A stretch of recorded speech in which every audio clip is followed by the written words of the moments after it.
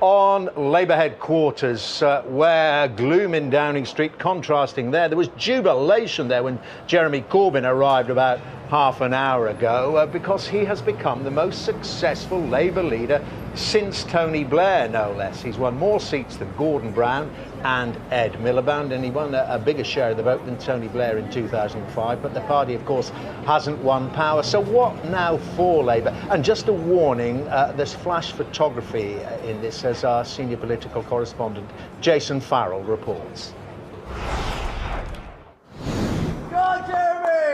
Once again, he has defied all expectation. At 2 a.m, Jeremy Corbyn emerged from his house to a chant that produced the widest of smiles.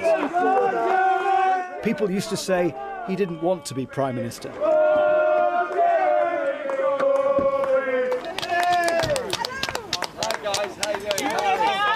Labour is still only the second largest party, but winning his Islington North seat, Corbyn claimed the country had embraced his message.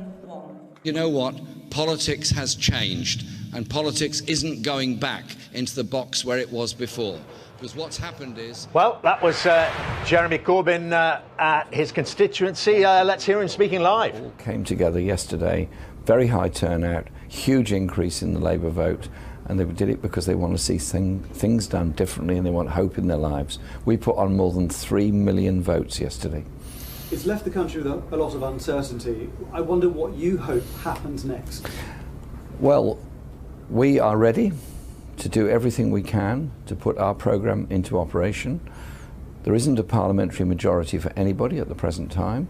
The party that has lost in this election is the Conservative Party. The arguments the Conservative Party put forward in this election have lost. I think we need a change. That's not quite true, that Labour is the party that lost. We gained seats in every region of the country. We won 3 million more votes on a much higher turnout. I think that is a pretty good result. Are you going to... It's clear the Conservatives are going to try and form a minority government, perhaps with the DUP. Are you going to try and block their every move, or are you going to be prepared to offer any kind of compromise?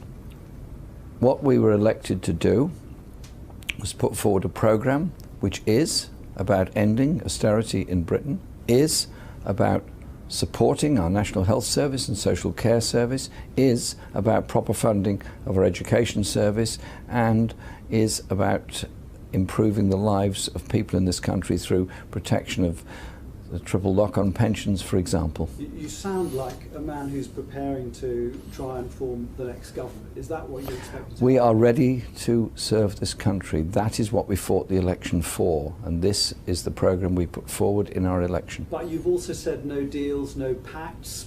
Is that also the case?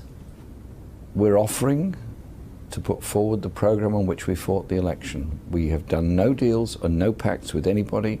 We're there as the Labour Party with our points of view. Everybody knows what they are, and everyone can see the huge increase in our support because of the way we conducted the election and the comprehensive nature of the programme we put forward. Do you envisage then, I mean, that you will be able to form a minority government, or are we heading, as many people are predicting, for another general election?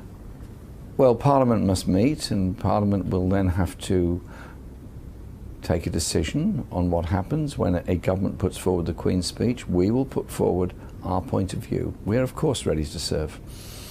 Do you think that in all this uncertainty, the Brexit negotiations should be delayed? It's supposed to be happening in 11 days' time. They're going to have to go ahead because the Article 50 has been invoked. The government in office in 11 days' time will have to conduct those Brexit negotiations. Our position is very clear. We want a jobs-first Brexit. Therefore, the most important thing is the trade deal with Europe, and I would have thought perhaps a good gesture from Parliament would be to vote now to agree that all EU nationals can remain in Britain.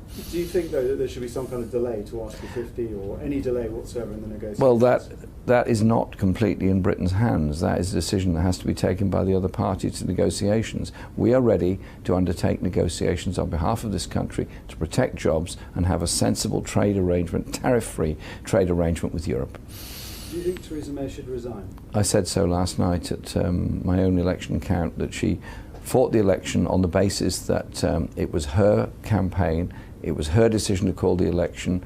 It was her name out there, and she was saying she was doing it to bring about strong and stable government. Well, this morning it doesn't look like a strong government, it doesn't look like a stable government, it doesn't look like a government that has any programme whatsoever. But you can't put forward a stable government either. Maybe you should resign.